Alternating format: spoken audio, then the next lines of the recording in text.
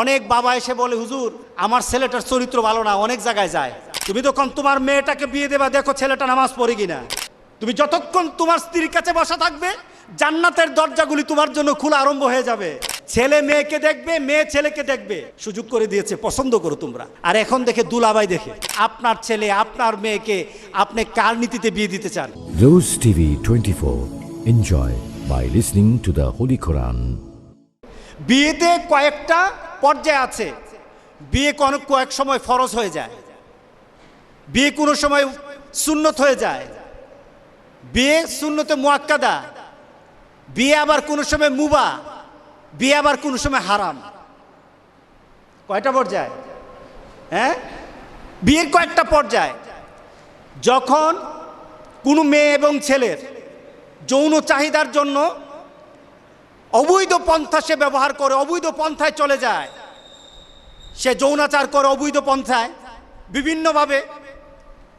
এই ছেলের জন্য বিয়ে করানো তার পরিবারের জন্য, আপনাদের পরিবারে অনেক ছেলে পেলে হয়তো আপনাদের জানা থাকে যে এই ছেলে আরেক মেয়ের সাথে ঘুরে, এই মেয়ের ছেলের চরিত্র খারাপ। অনেক বাবা এসে বলে, হুজুর আমার ছেলেটার চরিত্র ভালো না, অনেক জায়গায় যায়, ছেলেটাকে ফিরাইতে পারি না। এই ছেলের জন্য বিয়ে করা ফরজ। বিয়ে করা কি ফরজ? কারণ বিয়ে করার পর রাসূল পাক সাল্লাল্লাহু আলাইহি সাল্লাম বিয়ের ব্যাপারে বলেছেন, বিয়েটা কি? বিয়েটা হলো নিজের এবং স্ত্রীর যৌনতাকে পবিত্র রাখা। নিজের এবং স্ত্রীর, যাকে বিয়ে করা হয়েছে তার যৌনতাকে পবিত্র রাখা। অর্থাৎ বিয়ের কারণে যৌনতা কি হয়ে যায়? পবিত্র হয়ে যায়। আর বিয়ে ছাড়া যৌনতা কি হয়ে যায়? হারাম হয়ে যায়। রাসূল পাক সাল্লাল্লাহু আলাইহি সাল্লাম একবার সাহাবায়ে কেরামদেরকে বললেন যে স্ত্রীর কাছে বসে থাকা, স্ত্রীকে আদর করা, স্ত্রীর সাথে কনজুগেল লাইফ করা ইবাদত, সওয়াব, তোমার আমলনামার মধ্যে সওয়াব হবে। সুবহানাল্লাহ বললেন না? আপনি আপনার স্ত্রীর কাছে বসে আছেন, একটা ফুরফুরে মনে, আনন্দ চিত্তে স্ত্রীর সাথে আলাপ করছেন, তার সাথে আপনি ভাব আদান প্রদান করছেন, আল্লাহর আরশ পর্যন্ত খুশি হয়ে যায়। সুবহানাল্লাহ, আল্লাহর আরশ পর্যন্ত খুশি হয়ে যায়। যতক্ষণ পর্যন্ত আপনি এইভাবে আপনার স্ত্রীর সাথে কথা বলতে থাকেন, স্ত্রীর কাছে বসা থাকেন, আপনার আমলনামার মধ্যে সওয়াব লিখতে থাকে। রাসূল পাক সাল্লাল্লাহু আলাইহি সাল্লাম এই কথা বলার পর এক সাহাবী বললেন, ইয়া রাসূলুল্লাহ, স্ত্রীর সাথে একসাথে শুবো, একসাথে ঘুমাবো, একসাথে খাবো, একসাথে তাকে আদর করব, এটা কি সওয়াবের কাজ হতে পারে? রাসূল পাক সাল্লাল্লাহু আলাইহি সাল্লাম বললেন, আচ্ছা তোমার স্ত্রীকে না নিয়ে তুমি যদি আরেকজন স্ত্রীর কাছে বসে থাকো, আছে কি না? আছে কি না? মজাই লাগে, কোনিও খাইবেন, রেডি থাকেন। তুমি অন্য কোন স্ত্রীর পাশে বসে বসে ফিস করলা, মজাই লাগবে। তবে মনে রেখে দিও, তোমার আমলনামার মধ্যে জেনার গুনাহ লেখা হবে। তুমি যতক্ষণ তোমার স্ত্রীর কাছে বসা থাকবে, জান্নাতের দরজাগুলি তোমার জন্য খোলা আরম্ভ হয়ে যাবে। আর যতক্ষণ পর্যন্ত পরস্ত্রীর সাথে বসা থাকবে, ততক্ষণ পর্যন্ত তোমার আমলনামার মধ্যে গুনাহ লেখা হবে কিনা। সাহাবায়ে কেরাম বলেন, ইয়া রাসূলুল্লাহ, অন্য স্ত্রীর সাথে বসলে তো গুনাহ তো হবেই, তাহলে তার উল্টাটা তোমার হালাল বউর সাথে বসলে, তোমার হালাল যাকে হালাল করেছো তার সাথে বসলে সওয়াব হয়ে যাবে। সুবহানাল্লাহ, সুবহানাল্লাহ।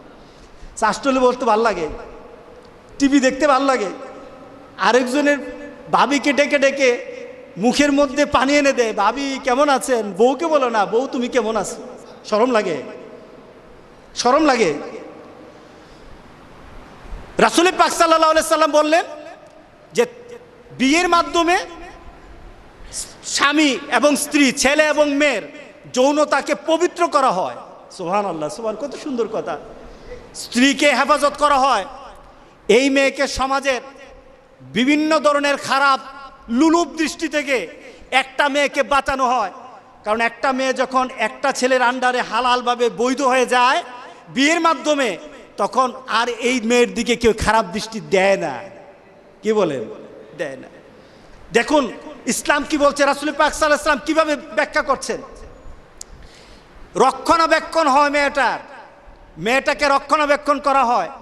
কারণ একটা ছেলে যখন একটা মেয়েকে বিয়ে করে, তার চিন্তা চেতনায়, তার ভাবনায় তখন মনে হয় যে এই মেয়েটাকে সকল ধরনের বিপদ আপদ থেকে আমি রক্ষা করব, আমি তার পাশে থাকব, আমি তাকে বিভিন্ন গার্ড দেব, তাকে তার বিপদের সময় আমি কাছে থাকব। কি বলেন, বলে কি না? আপনার স্ত্রীর কাছে যদি কেউ ঘেঁষায় তখন মেজাজটা গরম হয় কি না? হ্যাঁ, কেন হয়? কারণ সে আপনার হালাল হয়ে গেছে। রাসূল পাক সাল্লাল্লাহু আলাইহি সাল্লাম বললেন, কেউ যদি ঘেঁষতে চায় তোমার মেজাজ গরম হয়ে যায়, তার পিছনে কারণ হলো তুমি তার রক্ষক হয়ে গেছো। ইসলাম একটা মেয়েকে রক্ষণাবেক্ষণের সুযোগ করে দেয় বিয়ের মাধ্যমে। আল্লাহু আকবার, আল্লাহু আকবার।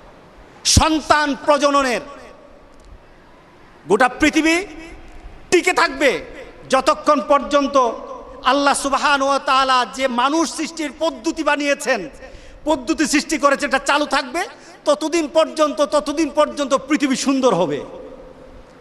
আপনি ইউরোপ আমেরিকায় যান, বাচ্চা নাই, 40 বছর আগ পর্যন্ত তারা বাচ্চা কাচ্চা নেয় না। এটার পার্সেন্টেজ কত? 77%। 77%। আমি অনেক দিন আগে একটা ডাটা দেখেছিলাম, ইউরোপ আমেরিকার ছেলে মেয়েরা তারা 40 বছর 45 বছর পর্যন্ত তারা বিয়ে করবে না। মানে কি, বিয়ে করলে তো বাধা হয়ে যায়। তাদের ধারণা হলো, এক মহিলা আমার ভাগ্নিকে পড়ায় একটা ইংলিশ, আমি ওই সময় ম্যানচেস্টারে ছিলাম। তো ওই মহিলা আমার বান্ধবীকে বলছে তার 100টা ফ্রেন্ড আছে, 100টা ফ্রেন্ড। তো আমার ভাগ্নি মনে করেছে যে তার ফ্রেন্ডগুলি সবগুলি মেয়ে হবে। সে বলছে আমার 100টার মধ্যে 99টা হলো বয়ফ্রেন্ড, একটা হলো গার্লফ্রেন্ড। 99টা কি ফ্রেন্ড? বয়ফ্রেন্ড। আর একটা হলো গার্লফ্রেন্ড। কারণ তাদের কথা হলো বিয়ে আর বাচ্চা নেওয়ার মাধ্যমে আমাদের জীবনের যে একটা চাহিদা আছে, চাহিদাটা নষ্ট হয়ে যাবে, চাহিদাটা পূরণ করতে পারবো না। সুতরাং 100 ফ্রেন্ড কোন দিন কার কাছে যাবে এটাও তার তালিকা নাই। এটা হলো পশু থেকে আরো খারাপ। কি বলেন, ঠিক আছে কিনা বলেন? পশু থেকে আরো খারাপ। কিন্তু ইসলাম বলে কি? ইসলাম বলে যে তোমাদের একটা নির্দিষ্ট সময়সীমা, আমাদের সমাজে যেটা আছে 18 বছর, এটাও তো রাষ্ট্রীয় হতে পারে, কিন্তু ইসলাম কিন্তু বলে দিয়েছে যখনই কোনো ছেলে আর মেয়ের মাঝে অবাধে যৌনাচার এবং হারাম পথে চলে যাওয়ার কোনো ধরনের সিমটম তার মধ্যে দেখা যাবে, তখনই তাকে বিয়ে করে দাও, তখনই বাবার কর্তব্য তাকে বিয়ে দিয়ে দাও। এটা আমার ইসলাম বলেছে, এটা আমার আল্লাহ বলেছেন, এটা আমার রাসূলের বলা। সুতরাং যতক্ষণ পর্যন্ত এই পদ্ধতি চালু না হবে জেনা ব্যভিচার কমবে না, বাড়তেই থাকবে, লিপ্টকে তার বাড়তে থাকবে। রাসূল পাক সাল্লাল্লাহু আলাইহি সাল্লাম থেকে যে আমাদের বিয়ের মাধ্যমে কি হয়, আমাদের প্রজন্ম সৃষ্টি হয়। আমাদের সমাজে প্রজন্মের এই সমাজও আছে, ওই সমাজও আছে।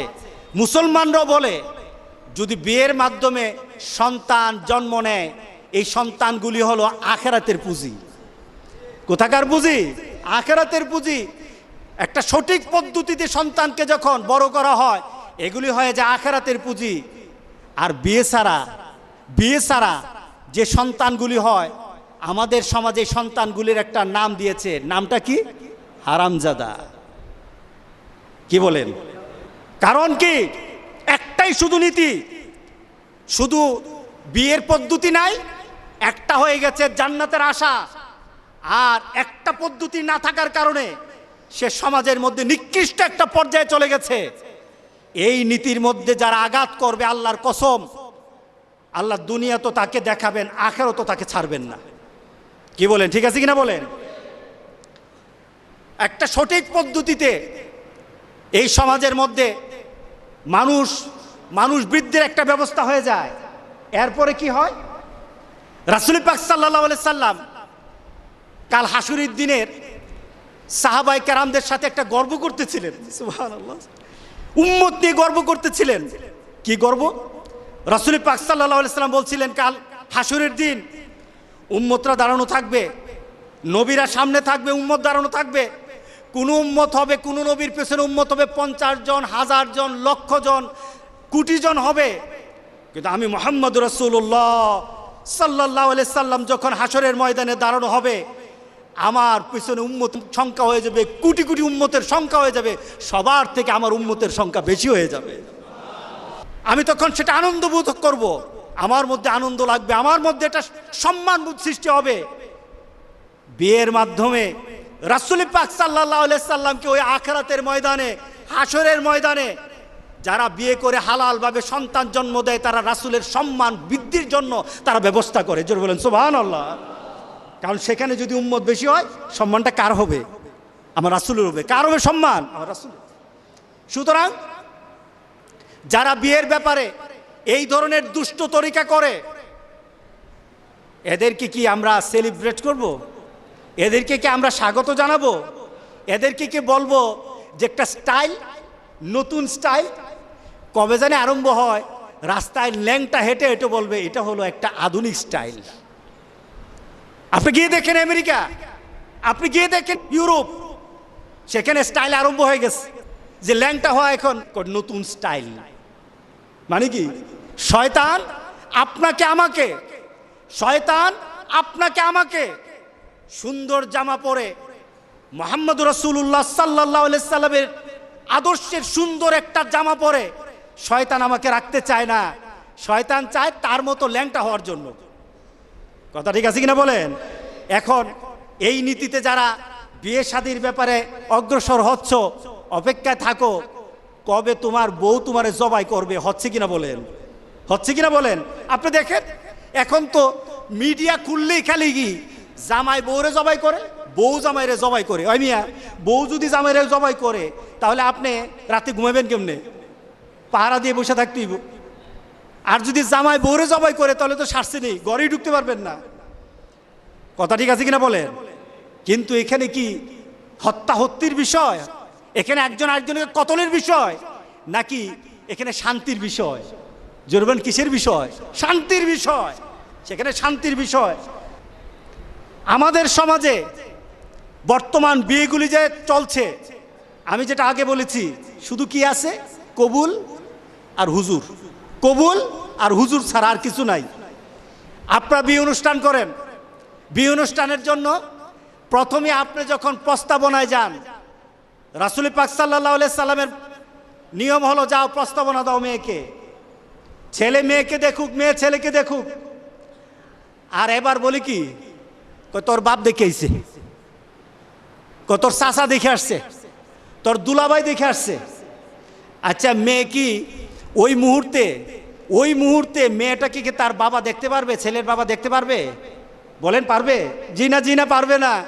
কারণ যতক্ষণ পর্যন্ত আপনার ছেলে ওই মেয়েকে বিয়ে না করবে ততক্ষণ পর্যন্ত আপনিও তো বিয়ে করতে পারেন ওই মেয়েকে। তাহলে আপনি দেখেন কিভাবে ইসলাম সুযোগ করে দিয়েছে, ছেলে মেয়েকে দেখবে, মেয়ে ছেলেকে দেখবে, সুযোগ করে দিয়েছে। পছন্দ করো তোমরা। আর এখন দেখে দুলাভাই দেখে, দুলাভের চোখ কি জান্নাতি চোখ নাকি? দুলাভের চোখটা জান্নাতি। এরপরে আপনারা দেখাশোনা করেন, জামাইরে জিজ্ঞাসা করেন, চাচারে জিজ্ঞাসা করেন, এরে জিজ্ঞাসা করেন পছন্দ হয়েছে তো? এরা কয় হ্যাঁ পছন্দ হয়েছে। যদি ভালো করে খাওয়াই দাওয়াই দেয় পছন্দ হয়েছে। আর যদি একটু খাওয়া দাওয়া দিক করে খাওয়াই তুই জানে না, আছে কিনা বলেন? খাওয়াই তুই জানে না, আরম্ভ করলেন। কিন্তু বিয়েটা হবে কার পছন্দে? মেয়ে পছন্দ করবে, মেয়ে পছন্দ করবে।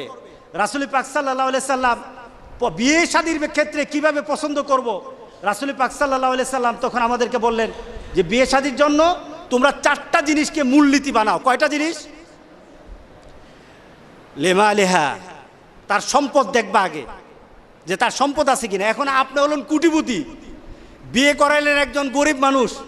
ইসলাম বলে না, ইসলাম বলে তুমি কোটিপতি, তোমার লেভেলে তুমি বিয়ে করাও। কারণ তোমার স্ট্যান্ডার্ড যারা বজায় রাখতে পারে তার কাছেই যাও। যে গরিব সে গরিবের কাছে যাক। আলহামদুলিল্লাহ বলেন না? আপনাকে বলে না, অনেকে করি কি গরিবের মায় এটা তো আনছি, আইন আবার কই নাই নাই, গরিবের মায়ে তো আনছি, তোমার আনতে কে কইছি গরিবের মায়েরে? আমরা বুঝি না, তুমি কি গরিবের মায়ে আনো নাই, তুমি গরিবের মেয়ের সাথে যৌতুক গুলি আনছো, এই কারণে তুমি ওই পরিবারে গেছো। কথা ঠিক আছে কিনা বলেন? তুমি হারাম খেয়েছো, হারাম। যৌতুক হারাম। যৌতুক যারা খেয়েছে আর খাবে, পায়খানা খাওয়ার মতো হারাম কাজ করেছে। কথা ঠিক আছে কিনা বলেন? ইসলাম আপনাকে এইভাবে শান্তি দিবে, সমান অধিকার দিবে? ছেলেকে বলেছে তুমি পছন্দ করো, বাবাকে বলেছে পছন্দ করো। কি পছন্দ? লেমা লেহা, তার সম্পদ তোমার লেভেলে আছে কিনা। লেহাসাবেহা, দেখো তোমার বংশর পরম্পরা, বংশের যে মান, বংশের স্ট্যান্ডার্ড ঠিক আছে কিনা। লেজ্জামালেহা, তোমার ছেলেটা সুন্দর, তার জন্য একটা সুন্দর বই তুমি খুঁজে দাও। তোমার বই সুন্দর, তুমি একটা কালা নিয়ে আসলা, তে তো করবই। তোমার মেয়েটা সুন্দর, একটা নাক খাবরা একটা পুলাই না দিলা, তখন মেয়ে তো কষ্ট পাবি। রাসূল বলছেন, সুবহানাল্লাহ বললেন না? কত সুন্দর ভারসাম্য। তোমার সুন্দর ছেলের জন্য সুন্দর একটা মেয়ে খুঁজো, তোমার সুন্দর মেয়ের জন্য একটা সুন্দর ছেলে খুঁজো। লেজ্জামালেহা, দেখো সুন্দরের দিক থেকে। এরপর রাসূল বললেন লিদ্দীনিহা, দেখো ছেলেটার মধ্যে দিনদারি আছে কিনা, ছেলেটা নামাজ পড়ে কিনা, আর আমাদের সমাজে ছেলেটার চুল এই আছে কিনা। কথা ঠিক আছে কিনা বলেন? এই আছে কিনা, ছেলেটার হাতে বালা আছে কিনা, গলায় চেইন আছে কিনা, ছেলেটার ডাক দিলে 100 পোলা বান একসাথে হয় কিনা। এমন পোলা ছাড়া বিয়ে দেবো না, কারণ শ্বশুর হইলে এমন পোলার কাছে শ্বশুর বিয়ে মায়ে দেয় শ্বশুর। কি বলেন, আছে কিনা? আর রাসূল বলতেছেন লিদ্দীনিহা, তুমি তখন তোমার মেয়েটাকে বিয়ে দেবা, দেখো ছেলেটা নামাজ পড়ে কিনা, ছেলেটা হালাল পথে চলে কিনা। ছেলেটা যদি গুন্ডা হয় তোমার মেয়েটাকে দিবে না। কে বলেছেন? মুহাম্মদ রাসূলুল্লাহ সাল্লাল্লাহু আলাইহি ওয়াসাল্লাম। এরপরে রাসূল পাক সাল্লাল্লাহু আলাইহি সাল্লাম বললেন, তবে তোমাদেরকে একটা 4টা তো বললাম। প্রথম বললাম মালের কথা, এরপরে বললাম বংশের কথা, এরপরে বললাম সৌন্দর্যের কথা, এরপরে বললাম দিনের কথা। রাসূল আবার শেষ দিকে বললেন, তোমরা এই 4টার মধ্যে দিনটাকে প্রাধান্য দিয়ে দিও, যদি না দাও তাহলে কিন্তু 3টা জিনিস থাকার পরও তুমি ক্ষতিগ্রস্ত হয়ে যাবা।